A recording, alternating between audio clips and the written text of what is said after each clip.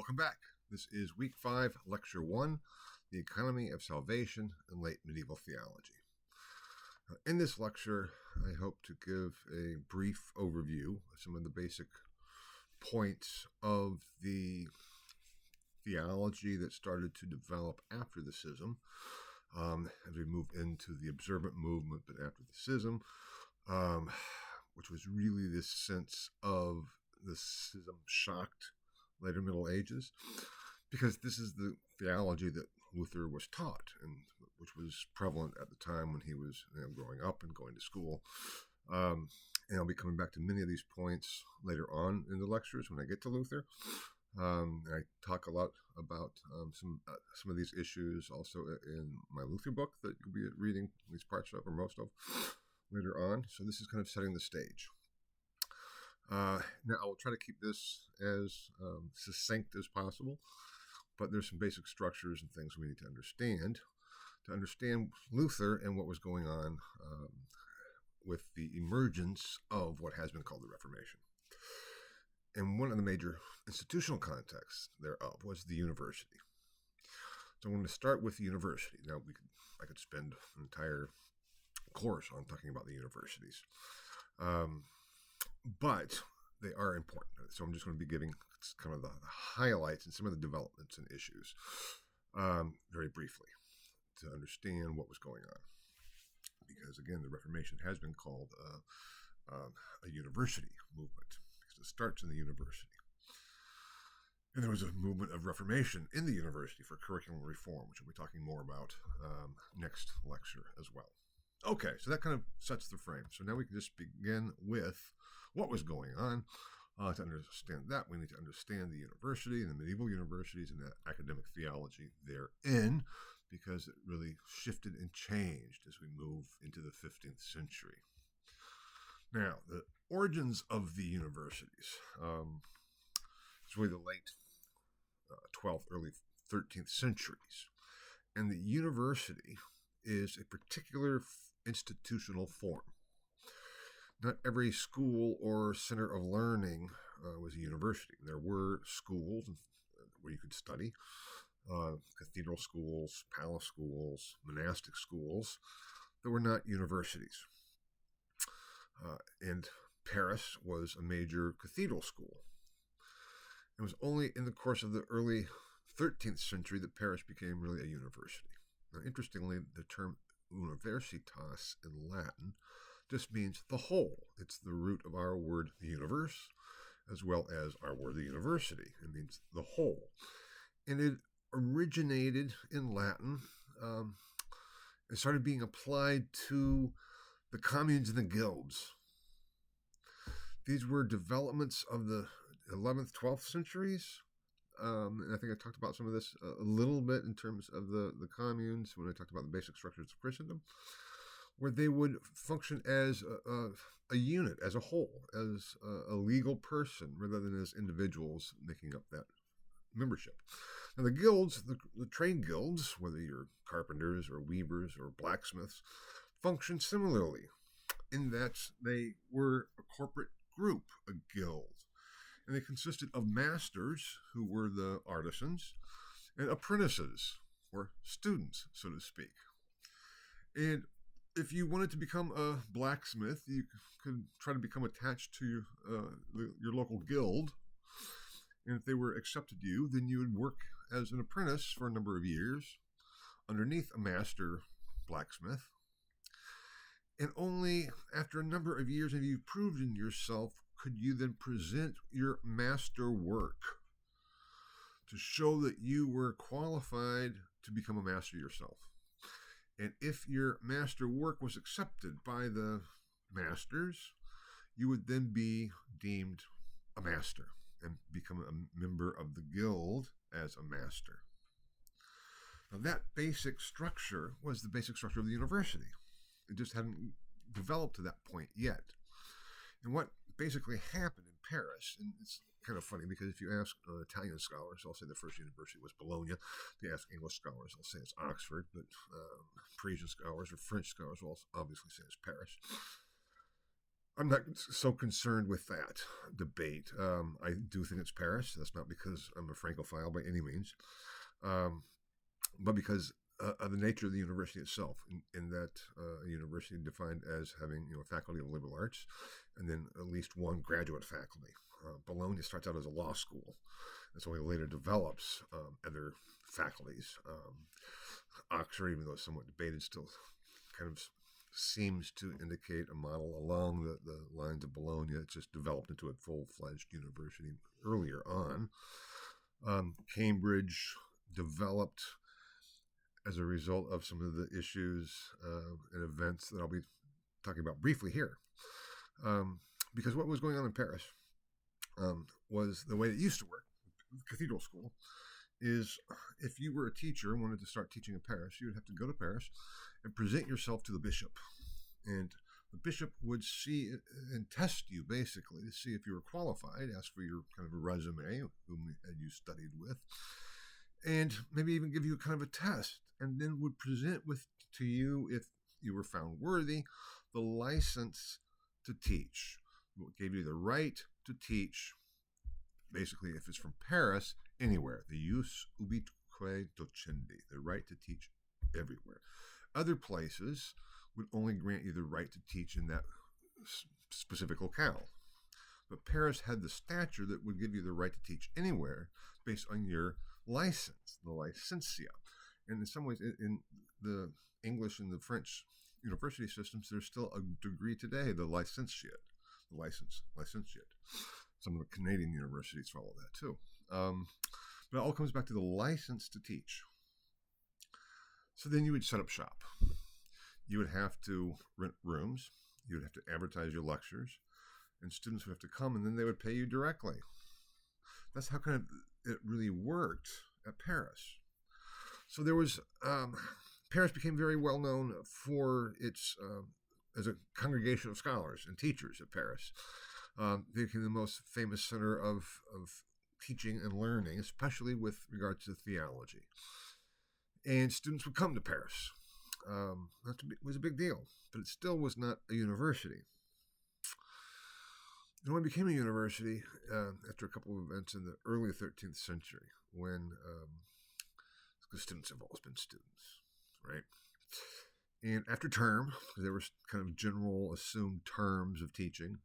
So a group of students went out to a local inn or pub, got really drunk and trashed the place. Next day, the innkeeper was really pissed off, and he got some friends together and found some of those students and beat the crap out of them and killed one or two of them. That was an outrage. Now, a couple of years later, it happened again, 1229. And this time, the masters, the teachers at Paris, were really upset. Because it's like, we can't have the townspeople wailing on our students. It's like, yeah, no, they didn't do what was right. So we are demanding rights and privileges from the bishop. The bishop was reluctant. I understand why. Bunch of unruly students. So the masters finally said, fine, we'll leave. And they left. Which also meant students left. Now, a lot of those people went to Cambridge. That was kind of the origins of Cambridge. Now, this is called the Great Dispersion from 1229 to 1231. What do you think would happen if everybody at IUI, all the professors, just said, we quit, we're leaving, we're going to go to Fort Wayne? It would hugely impact the economic well-being of Indianapolis. Same thing with Paris.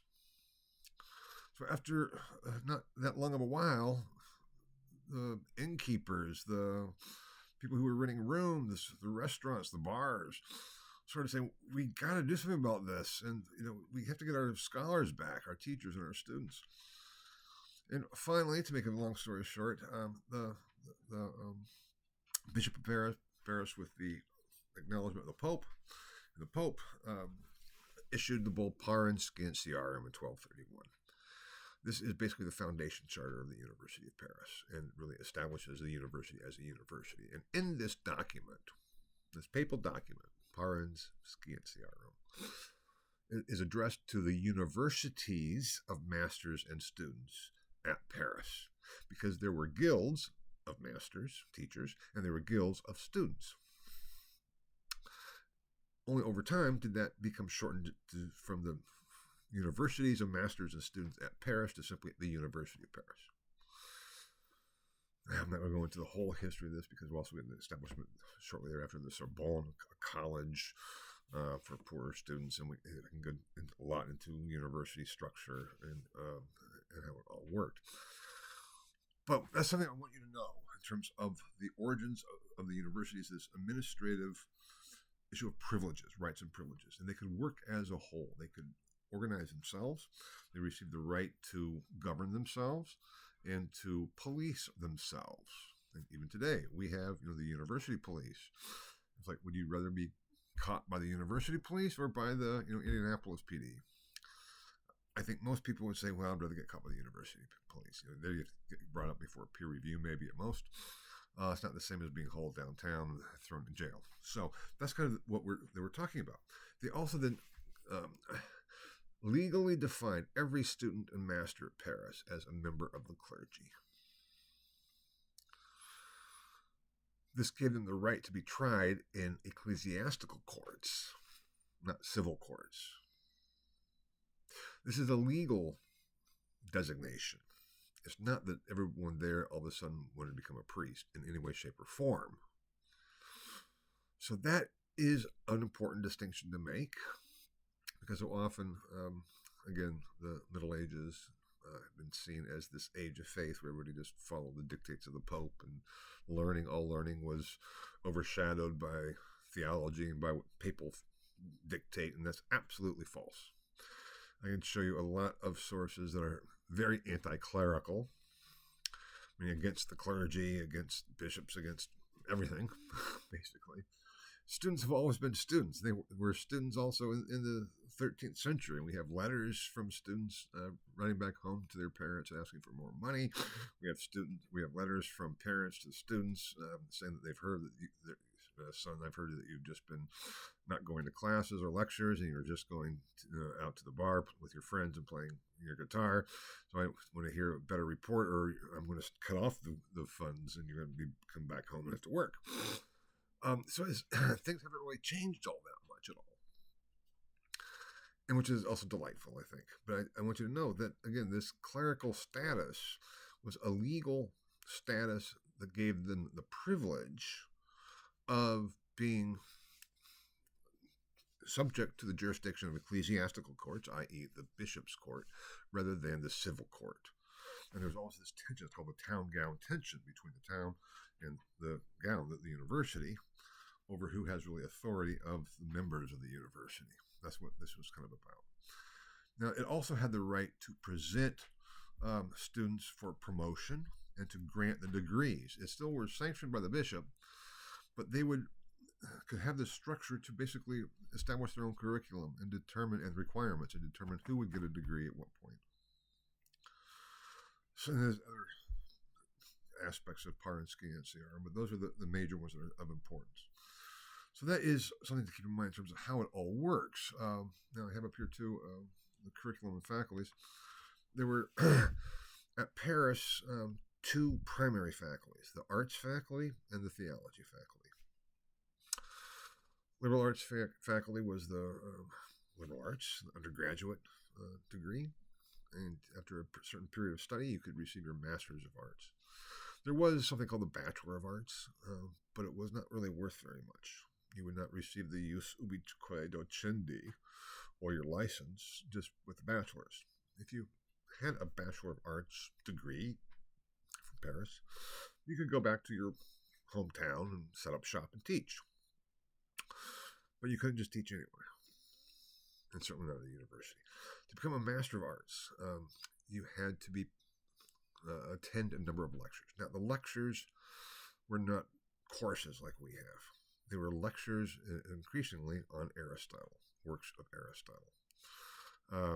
The new Aristotle too, which at first were forbidden, and then within a scope of 20 or 30 years, they became basically the required reading for your university Master of Arts. So you would go to a lecture on the physics of Aristotle, or on the categories of Aristotle, or on the sophistical refutations of Aristotle, or De Anima, on the soul of Aristotle, or physics of Aristotle, all the ethics of Aristotle. The ethics weren't really taught very much. Now there are other texts that were also lectured on, but Aristotle became the predominant one. And instead of having exams and everything, there were disputations, basically debates. And you had to participate in a number of debates and do so successfully before you could be promoted and put up for your Master of Arts. You had to be at least 21 years old to receive your Master of Arts, and often students started at the university when they were 14 or 15 years old. So there's a long period of study. And it was also based on memorization, because when you're debating, you need to actually memorize the text. And so in many ways, that's what the lectures were geared at too. The master would have the text of Aristotle's physics. I'm reading the physics, I'm lecturing on the physics, and go through the text. And you'd be expected to basically memorize the text and memorize the master's questions and comments on the text. And that would be the basis for your disputation, that the master would assign to you what position to take, and would draw up theses for the disputation. Masters themselves had to debate in public at least once a term. These were called the quodlibetic disputations. And they even had these required disputations where they were open to the public, and they could be asked anything by the audience, and they had to then pronounce and debate the question. I'm glad they don't still have that exercise anymore, because I would hate to have to stand up in front of an audience and have to answer any question that was thrown at me, aside from saying I have no idea, because most questions I'm sure I would have no idea about.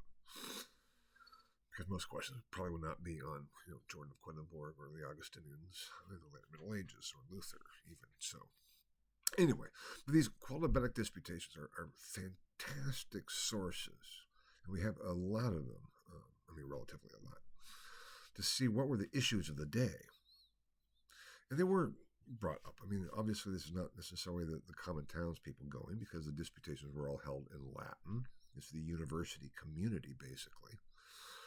And we have questions about the eternity of the world. We have questions about grace and theology. We have questions about politics. And the masters would have to determine the question, as it was said. Debate it and show both sides of the debate and go forward. So the whole education was based on logic, debate, and your success was based on how well you could defend your position in a debate. That was the undergraduate curriculum, let's say. Then there was the graduate faculty of theology. In general, there's also the faculties of law and medicine. Now, medicine was not what we think of today as medicine. Medicine was a theoretical discipline. You studied basically Galen. It wasn't until the early modern period where medicine started to be also a really more practical discipline. So like the doctors who would actually take care of you if you got sick were not really the doctors at the university, by and large, because the teachers at the medical faculties was all theoretical. Law was very practical, and the Center for Law was Bologna, as I said. But there was also a law school in Montpellier. Paris, I think, I have to go back and look. I'm pretty sure they had a law faculty, but it was not very important or well thought of. But then theology. So those were the three things. Now, before you could go on to graduate school in one of those faculties, you had to spend a number of years, like 5 years, I think it was, teaching the arts at Paris. And then you could go anywhere. So you get your master's degree, your MA in arts, your Bachelor of Liberal Arts. You have to stay in Paris teaching, and then you're free to go. You're free either to go and set up shop yourself at home or anywhere you want, or go to graduate school. And also you could also go to graduate school and still teach at Paris. So it was a pretty nice setup. And these, I said, the career paths up there is patronage, because of course students needed to pay their bills. And so often they would have patrons. And one of the major ways of financing your education was something called benefices. If you're from a small town, they may say, you're a bright student. We want to send you to Paris. We will pay for your education, and we'll do that by granting you the benefice from our parish. That would mean that the income of the parish, every day when whoever gives money to the church to cover their expenses, they take some of that money, and that would go to you to go study in Paris. The thing is that the benefices, some students got very creative here and had benefices from several different places. So they were doing pretty well. And that will come back. We'll talk more about that later on. This will come back as Calvin ended up in Geneva because he was going around renouncing his benefices. Luther didn't really have any benefices. That wasn't necessarily the means that he had. It's not the only means of financing, but it was a major means of financing for students, for financial aid, basically. So, there also the career paths were in the church and in the government were the two basic career paths if you didn't want to stay and teach at Paris or somewhere. So that was a major opportunity. And the church would hire certainly both theologians and lawyers, and princely courts, lay courts would hire lawyers. They might even hire theologians because of that tensions that are going on. So there were opportunities for your career development. And even early on, the idea that if you could study theology, get your master's of theology, which was equivalent of a PhD, basically what we call a PhD. It could be called doctor with your master's. That was kind of the way it worked. It allowed you to make pronouncements and be an authority and make pronouncements. And it could move you up in the church. And the church was a good career opportunity. Oh, yeah, that problem with celibacy. But some of the statistics today have shown that only about 50% of I shouldn't say only, approximately 50% of the priests claim that they don't even try to be celibate, even though they've taken the vow of celibacy. I don't know statistics in the Middle Ages, but I would say it's probably around the same issue. But you couldn't marry. You couldn't marry and have a normal life. You were married to the church. So that's, let's say, a drawback, but the opportunities were pretty nice. So there was a career motivation to go to a university, and there was patronage and means for doing that. Now, the theology at the university. You started studying theology after your Master of Arts. And you started listening to lectures on the Bible and on a textbook, which became known as the Sentences of Peter Lombard. Peter Lombard was a 12th century Parisian scholar and wrote this textbook of theology, 4 books of the Sentences. And the Sentences are just, let's say, theological statements. Book 1 deals with God. Book 2 deals with Christ. Book 3 deals with the Church and the Sacraments. And 4 deals with, 4 deals with the Church and the Sacraments. 3 deals with salvation of humans. Obviously, 1 and 2 do too, because focusing on Christ in book 2, that deals with salvation as well. And it would formulated it in a book of distinctions by saying, here's a question, and then what are the answers, and how do we go from there? And people had to lecture on this, and you had to listen to lectures on the Book of the Sentences. It became the theological textbook, and was well into the 16th century. And then, of course, the Bible. It was a long process to get your master's of theology. At least 14 years after your MA in the arts. You had to be at least 35 years old, I think it was, before you could be a Master of Arts or Master of Theology. It was a long process, a grueling process. And if you made it through to become a doctor of theology, you were extremely well educated. A lot of disputations. You too had to lecture on the sentences. Now, there is another factor here, which is important, also will be important for Luther, and that are the mendicants. The mendicants are the Franciscans, the Dominicans, and the Augustinian hermits, as I've talked about. Because they were exempt from the requirement to have your Master of Arts degree. They could just begin to start studying theology. Because the mendicants had their own schools, and this gets very complex, it gets intertwined. And I just want you to know of this. I'm not going to be, asking you to detail the difference between the Studium Generale of the Augustinians at Paris and the University of Paris. Because the University of Paris was also called the Studium Generale. It was a general school. But the mendicants had their own schools, like the Augustinians, but also the Dominicans and Franciscans. Each had their general school, Studium Generale, in Paris, which is not the same as studying at the University of Paris. So if you were an Augustinian, you could be studying at Paris in the order of Studium Generale, but not at the university. They had their own requirements, their own kind of structures and requirements and curriculum, which also was based on their first having to gone to a philosophy school. And the order also had philosophy schools that you had to pass through before you could go to a general school and start studying theology. Now, the Augustinians, Giles of Rome, one of the people I work on and study, was the first Augustinian to receive a chair in theology at the University of Paris. That was in 1285. So, from 1285 on, if you were an Augustinian, you could be studying at Paris in the Studium Generale and hear lectures by Giles of Rome, which did not mean that you were a member of the University of Paris. Only if Giles accepted you as a student at the University of Paris would you then be a student at the University of Paris, because Giles would have to present you for promotion. You were underneath a master, just in that guild kind of structure. And the Dominicans and Franciscans worked the same way.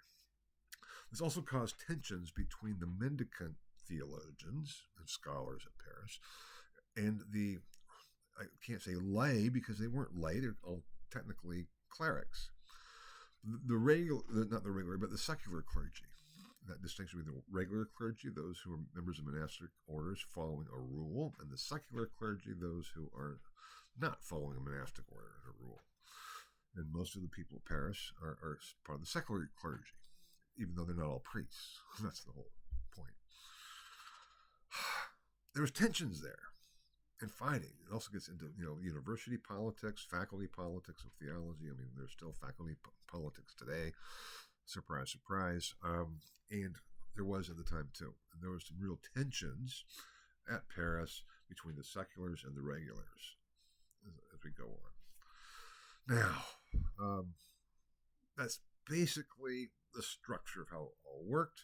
I have up there the spread of the universities because in the course of the 14th century, as we move out of the 13th century, the establishment of universities spread. And so we can chart the growth of universities throughout Europe. Erfurt, for example, the Augustinians had their Studium Generale in Erfurt from fairly early on, at least by the early 14th century, if not the late 13th century, I think it was established. That's where like Jordan of Quedlinburg taught and worked. But it did not become a university at Erfurt until 1392, when the University of Erfurt was established and founded. So in Luther's studies at the University of Erfurt, for his undergraduate degree, his Master's of Arts, he heard lectures by Augustinian hermits who were lecturing as part of the university, even though Luther was not an Augustinian hermit yet. We'll get back there when I get there. And when he does join up, he joins the Augustinians. Again, we'll get there when we get there. So the universities are spreading, and sometimes they start becoming established by princes, especially within the empire. And so they're princely establishments. There's also papal establishments, like Paris is a papal university. Um, and Wittenberg, when we get there, was not founded until 1502 by Frederick the Wise, the Elector of Saxony.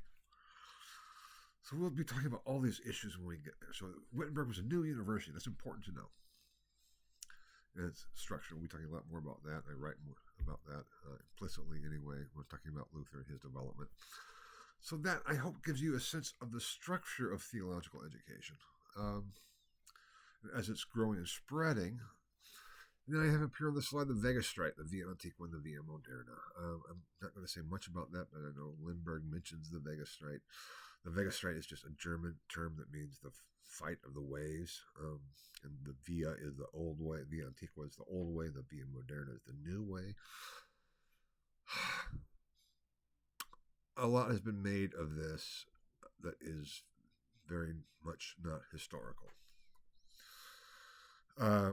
Because the Via Moderna became associated with quote-unquote nominalism. And in the previous lecture, I kind of said I'm not going to talk too much about nominalism, but it tied into the whole confessional representation of the later Middle Ages in terms of the theology and philosophy. And Occam, William of Occam, was seen as the kind of founder of the Via Moderna, even though that is completely ahistorical. Because the two Via, the Via Antiqua and the Via Moderna, were 15th century developments at German universities. That was basically all they were. And there was tension, and there was debate, and all kinds of fun banter back and forth. And institutionally, they were separate. The Via Moderna also had a separate graduation time than the Via Antiqua. The Via Antiqua was seen as being represented most of all by Thomas Aquinas and then Duns Scotus. Whereas the Via Moderna was seen as Occam and then some of the people who were called nominalists at the time, but that's reading things backwards because there was no such thing as a nominalist in the sources until the very late 14th century and then on into the 15th century.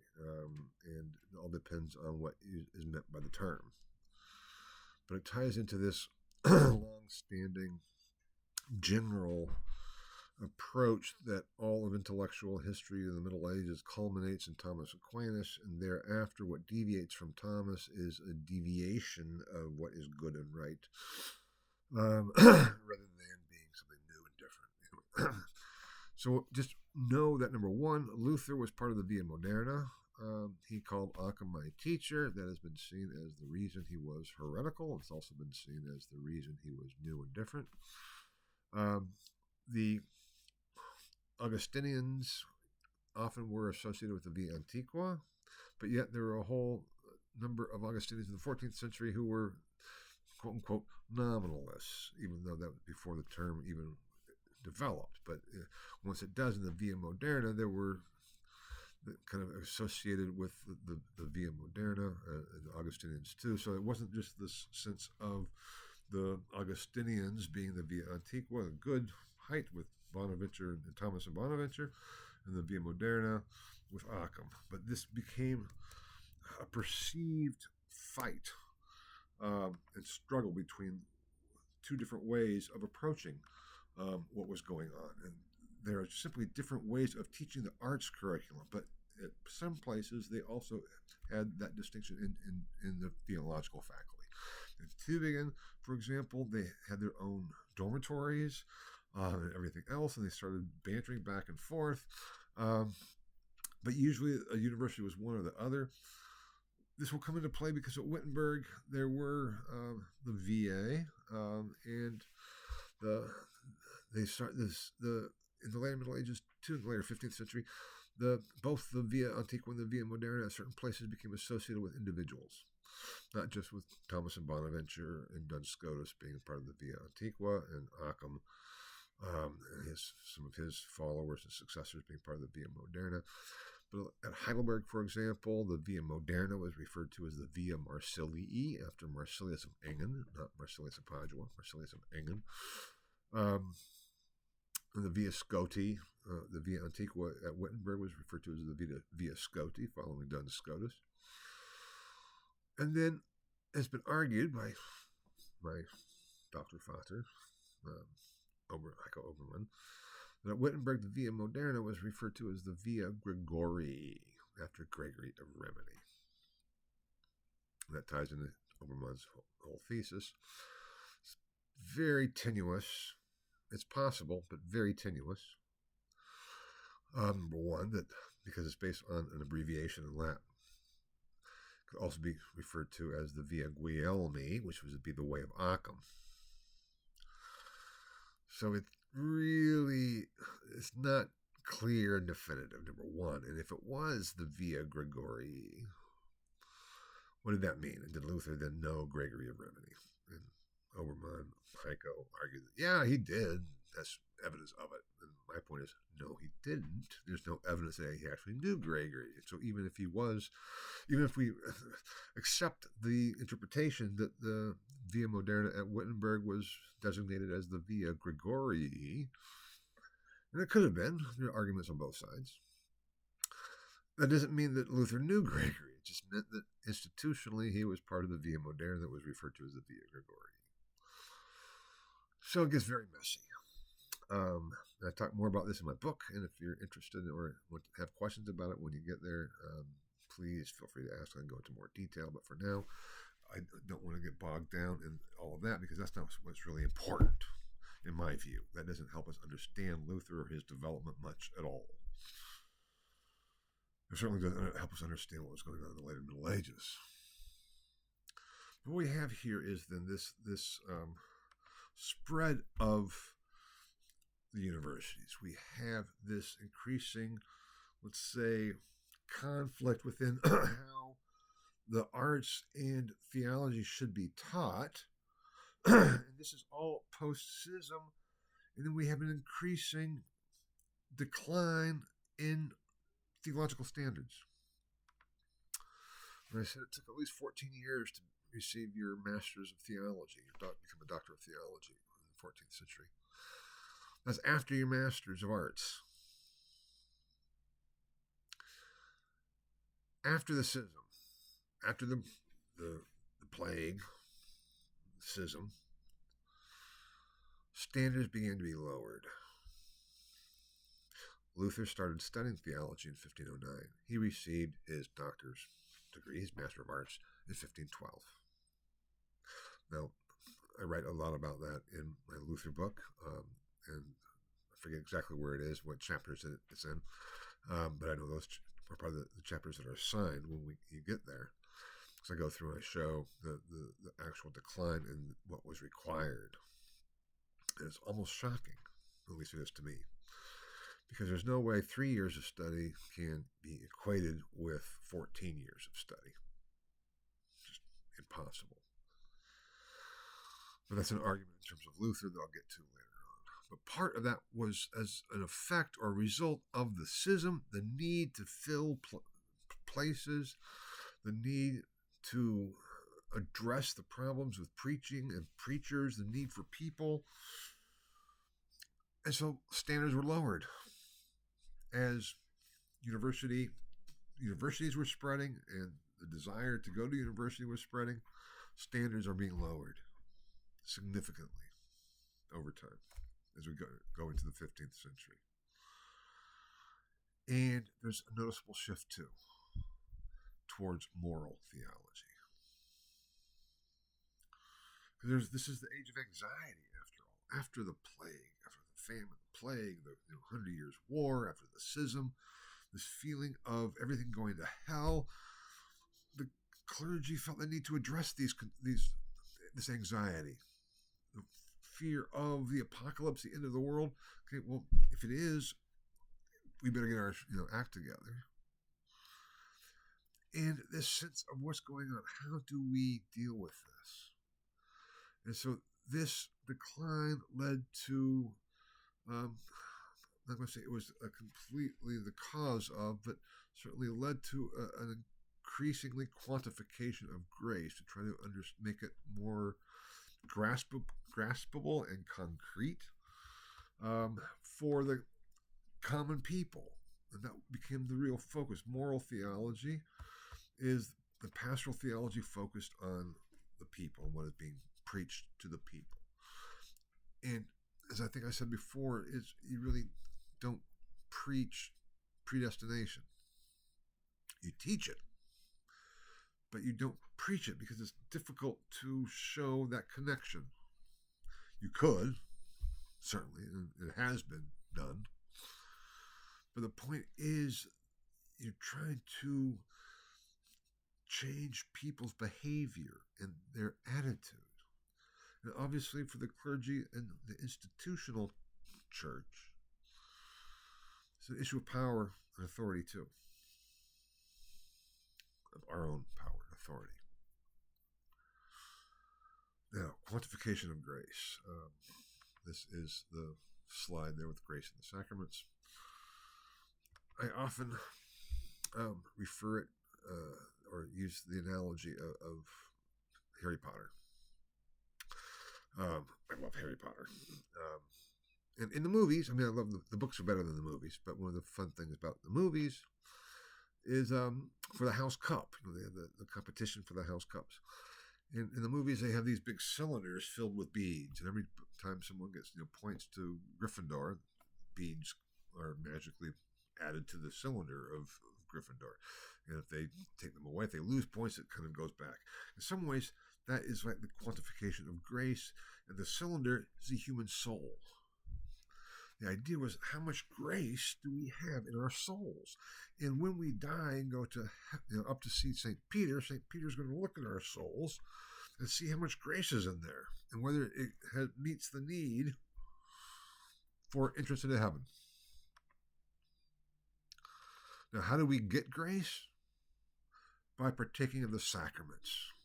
Sacraments are the means of grace. So, you have to make sure that you have confessed all that you've confessed and that your sins have been absolved. You need to either be married or go into holy orders. You need to go to Mass as often as you can, at least once a year. That was a requirement.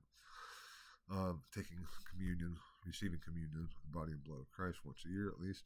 If you can do so more often, all the better, because that is all a way of having this grace infused in you. And this was literally referred to as infused grace, gratia infusa, infused into our souls by the sacraments. And this quantification also led to the issue of purgatory. Because purgatory, I think I mentioned it before, but did not exist before 1175. And what I mean by that is there was certainly the doctrine and understanding of purgation, which goes all the way back, but a place after death of purgatory dates from 1175. And in the later Middle Ages, it was increasingly used because it was for the saved. Those who were not had sufficient grace to get to heaven had to be purged. The damned just went to damned. And that ended up leading to the doctrine, what was called the treasury of merit. And I'm skipping over justification and sanctification. I'll get back to that. The treasury of merit was a 14th century doctrine.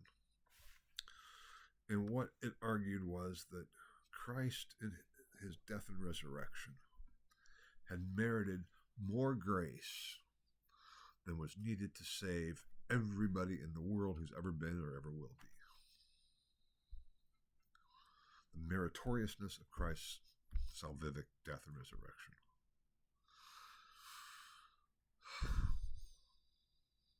It's all in a bank account. All that merit of Christ is in a bank account, and the Pope is the banker who can distribute that according to how the Pope sees fit. That is what we're getting. And the doctrine of indulgences is part of this. An indulgence would end up giving you time off of purgatory. Now, indulgences originated with the Crusades, but they ended up being applied to time in purgatory. They began to be applied to issues of good works, of building chapels or contributing to chapels, going on pilgrimages. And this is already in the 14th century. You could, if you contributed to the building of a chapel, you could receive, 1,500 years off of purgatory or whatever. This is what I talk about. The economy of salvation became very much an economic transaction. Now, this gets us back to justification and sanctification, because what was going on is justification is that by which one gets into heaven. If you're justified to be admitted into heaven. Sanctification is the process of becoming holy, how you live your life. The question is, is the relationship between sanctification and justification? The Augustinian position is that justification precedes sanctification. We can't be holy unless we're justified. Meaning we need God's grace in order to do anything good, or that can even be deemed of good. And then there's all kinds of issues and problems there. Whereas the other side of it is, no, we need to do good things in order to become justified. This is, in some ways, the origins of the misunderstanding of salvation by works. I think I argued in a previous lecture, no one argued that we are saved by works. That was Pelagianism. Pelagian was an out-group term. It was a term that would be used to apply to your opponents. No one would say, I'm a Pelagian. We earn our salvation. Never. Because there's still that necessity of grace. The question becomes, again, the relationship. And if it's an issue of grace, and then what do we do with it? Based kind of on the parable of the talents, if you know that reference. What do you do with the grace that you've been given? And on that basis, receive your reward accordingly. It becomes very problematic to figure out how it all works together. But this is the conflict. And indulgences plays into that, as does the whole issue of sanctification, living a good life, and the whole emphasis on the shift to moral theology, of living a good life, of repenting of your sins, of going to the church and receiving the sacraments. That emphasizes the need of sanctification prior to justification, or at least emphasizes the importance of sanctification. So it becomes very complex theologically, and even if the theologians could distinguish all the distinctions that were needed to keep it all together, that increasingly also became problematic when their theological education became increasingly of lower standards. So was there a sense of, indeed, salvation by works? Practically, yes. Theoretically, no. And that no one still ever argued that. But it began to be seen as that. And it was based on this concept of doing one's best. Which is the next slide here. And I'm not going to go through all of this. I'm going to keep it somewhat short. I'm taking already too much time. The issue was in this tension between justification and sanctification.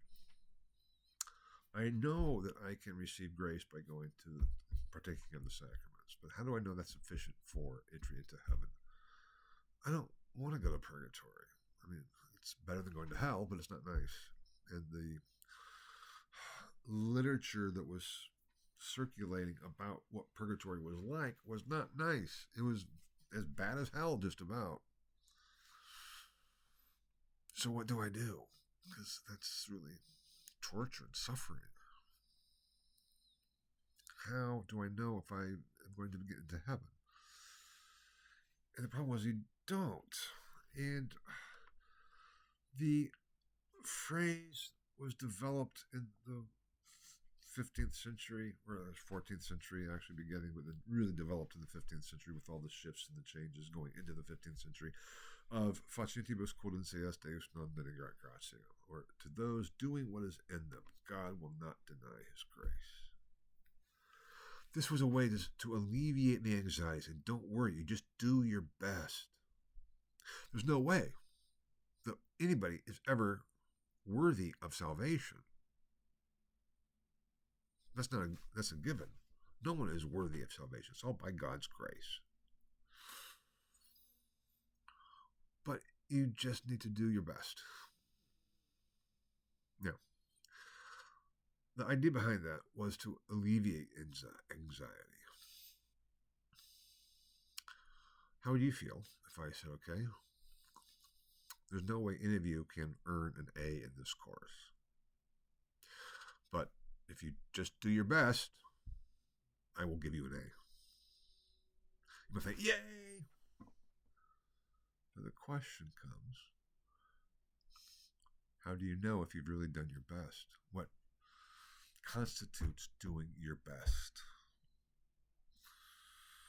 If you turn in your final exam and I say, did you do your best? You say, yes, you did. I did. I said, well, let's see. Did you go out with your friends ever? What else did you do besides study for this course? What about studying for other courses? Well, yeah, but that's not fair. Well, but if you were really doing your best on this course, you wouldn't really be concerned with the other courses. You would spend all your time on this course. Yes, you have to sleep and eat, but, the other stuff you don't have to do. You could always do better. You could always do more. That's the problem. It's not just the feeling of, I've done my best. Oh, really? You see what I'm getting at here? And that was the issue that Luther faced. How do I know if I have done my best? So this doctrine that was intended to relieve anxiety, it probably did for a lot of people. For some people, just increased the anxiety. Because you didn't know, again, if justification led to sanctification or if sanctification led to justification.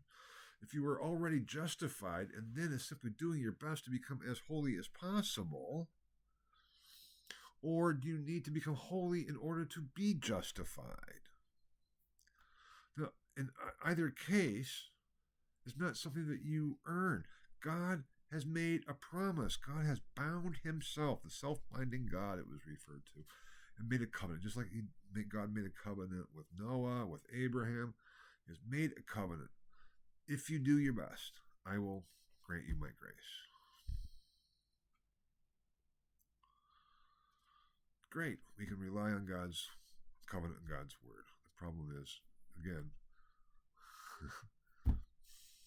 do we know we've done our best? Because the point is, no one is worthy of salvation. No one can merit salvation. Only Christ merits salvation.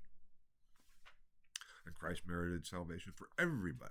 But we don't. So how do we tap into that merit of Christ? That's what all this was kind of about. And did it lead to what could easily be understood as salvation by works? Absolutely. Was it salvation by works? Absolutely not. That's the distinction that I want you to know. It's an important one to know. It became, this whole thing of salvation by works became, with Luther and his followers, and thereafter became, I don't want to use the term Protestant because that was a specific historical development, not until 1529. There were no Protestants until 1529, but I'll get there when I get there. But that was the critique against the indulgences and the theology that Luther had been taught, he said that's works righteousness. Luther argued, and I'll be talking more about this, he goes, I will be referred to as the teacher of good works, the Doctor Operum Bonorum, because I get the relationship right. I'm not against good works. Of course, we got to do good works. They don't have anything to do with justification. I'll be talking about that when I get there. That's what this is all about. How do you know? How do you know? And that facientibus quod in seas Deus non denigrat gratiam, to those doing what is in them, God will not deny his grace. That is one Latin phrase I want you to know. And I'm not going to test you on the Latin, but I want you to know it. Because we're going to see that again and again, at least until we get past Luther. Now, I said that there's this tension between the academic scholarly theology and the pastoral theology. The focus really becomes on the pastoral theology as the standards are declining. So it's even an issue of what is the theology that's being taught at the universities. And do you have people teaching it who really understand the distinctions that are essential? And then what is being preached to the people? There is a huge distinction. There was a huge distinction because the theology and the parish clergy were separate. The priesthood was not based on university theological education. Now, I'm not going to go into all of this here and now, but I just want to point out some of the issues involved. I have academic theology and practical theology. Academic theology, what the theologians write at the universities. Practical theology is what is actually being taught and preached to the people out there. The education of the clergy was a major issue.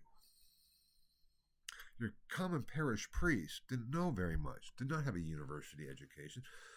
The requirements were basically, can you say the Mass in Latin? That was about it. Now, there was a book, the manual, Speculum Manuale Sacerdotum, or the Handbook of the Simple Parish Priest by Herman of Schildesche, one of my Augustinians, that was spread very widely throughout the empire. It exists in 8 different dedications. It was sent to all the different archbishops and bishops within the empire as the basic training manual for priests. And I'm just going to go into this a little bit because, number one, this text has never been edited. It's a fantastic work. And it gives an indication of the level of education of the clergy. And Hermann was a university-trained theologian. And he's there in the 14th century. He writes this, but in the 15th century is when this text is really spreading around, even though it applies to the 14th century too. He says, okay, I'm going to focus on 3 sacraments because your simple parish priest only really needs to know how to perform 3 sacraments: baptism, the Eucharist, and confession. So he'll do things, he does this for each of the 3 sacraments. Let's say with baptism, he says, okay, we have to understand there's the form of the sacrament and the material of the sacrament. With baptism, the material is water. Now, he says, you cannot baptize with wine, beer, with urine, or tree sap. But, he says, if wine or beer or urine or tree sap is in the water, as long as it's primarily water, it will work.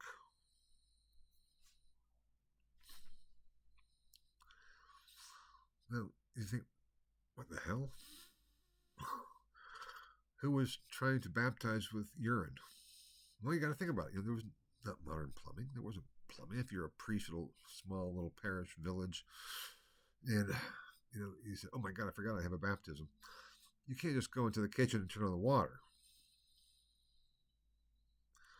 Ooh, well, maybe I can go and just take a leak and use that. No, you can't do that. And the fact that he prescribes that, or proscribes it, so that you can't do that, probably is a good indication that at least it had been done or was suspected of having been done.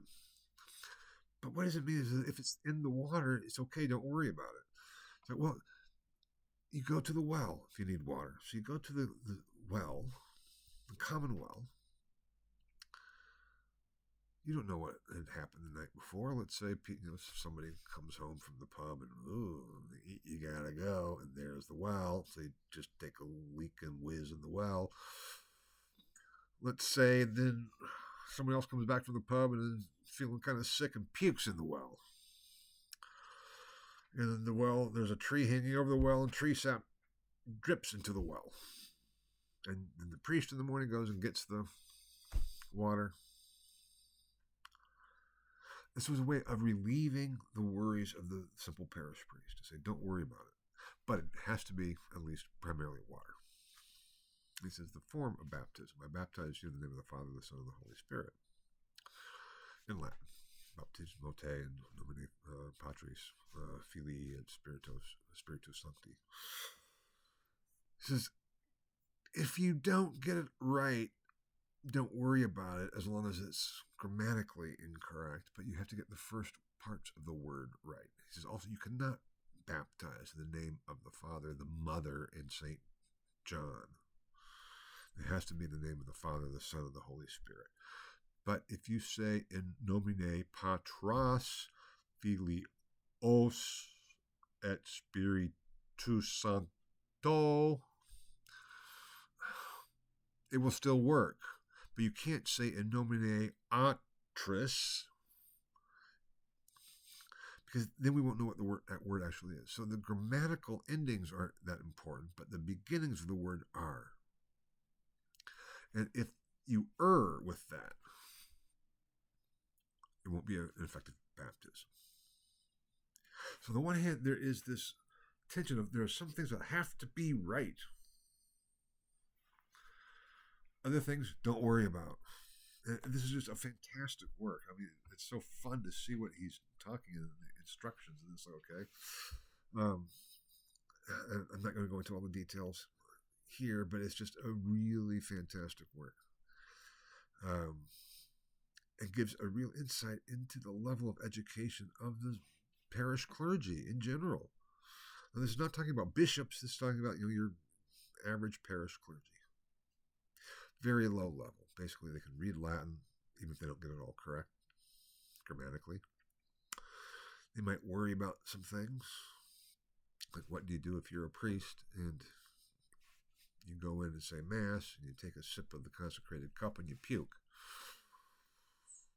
Well, Hermann addresses that problem. So it kind of depends on whether or not you're puking because you were hungover or you're just sick. Neither is good. That's a problem because if you've already consecrated the chalice, you've just puked on the blood of Christ, puked up the blood of Christ. That's serious. It's like what happens if you've consecrated the bread and break it and then a crumb falls on the ground and a mouse comes and eats that crumb. Hermann says, you got to catch that mouse, kill it, burn it, preserve its ashes. Now, if it's before consecration, it doesn't matter because it's just bread and wine.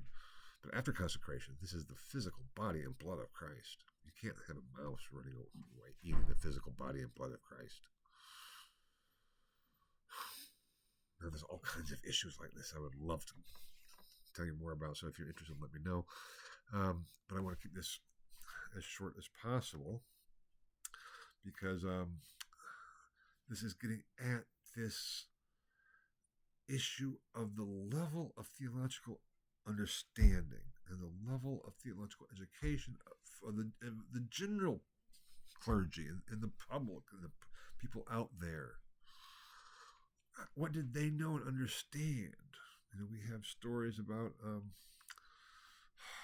people saving the host and taking it home and planting it in their garden or giving it to their sick horse. And we think, oh my God, how can they be so ignorant? It's like, it makes perfect sense because it was this magical thing. They couldn't even really see it most of the time. It was all behind a screen and they see the elevation. It seemed like magic. but it was salvific. What did they understand of it, and what was being taught, and how do we approach teaching the people, teaching them what is necessary for salvation, how to live your lives, what to do and what not to do. That's what it's all about. That's what theology is all about when it comes down to it. Theologians can debate differences between justification and salvation, or justification and sanctification. But for your average person, that doesn't make much sense. Now, you may be saying, well, don't they have the catechism for everybody? It's like, no. There was no such thing as the catechism. Now, if you've done your first textual analysis on Jordan, you already know that, because I talk a lot about that in the introduction. There's catechetical literature, but there's no catechism. The first catechism was Luther's small catechism, which we'll be reading. So there's no set book of this is what you must believe. You're supposed to know the Lord's Prayer, the Ave Maria, the Ten Commandments.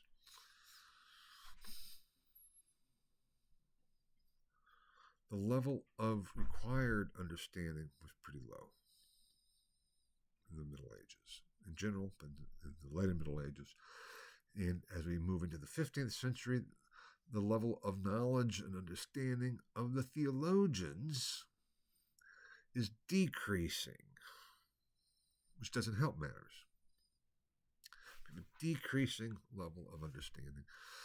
The parish clergy is not really educated. So there is a lot of problems and issues. And this was the theological context that Luther started studying theology in, and the theology he was taught. We'll be talking a lot more about that. But that's, I want to leave it here for now. What I want you to know from all of this is the quantification of grace, whereby to make it understandable, they made it concrete. Grace is something that is infused in us that we receive, and how much of it do we have, and we can lose it, and we can get it, and our soul will be weighed. How do we get it? We have to do our best. And yes, we know we don't merit and earn our salvation, but we have to do our very best to be as good as we possibly can. That's the idea anyway. And indulgences can help with that. The institutional church can help with that. The sacraments are the means of that. And this is the theology that Luther ends up attacking. And the question will be, why? On what basis? We'll get there. Thank you for your patience. And I'll be back again shortly, talking about then some of the educational reforms and developments that are also going on at this time, and how those work together with kind of this lecture. Okay, take care. Bye-bye.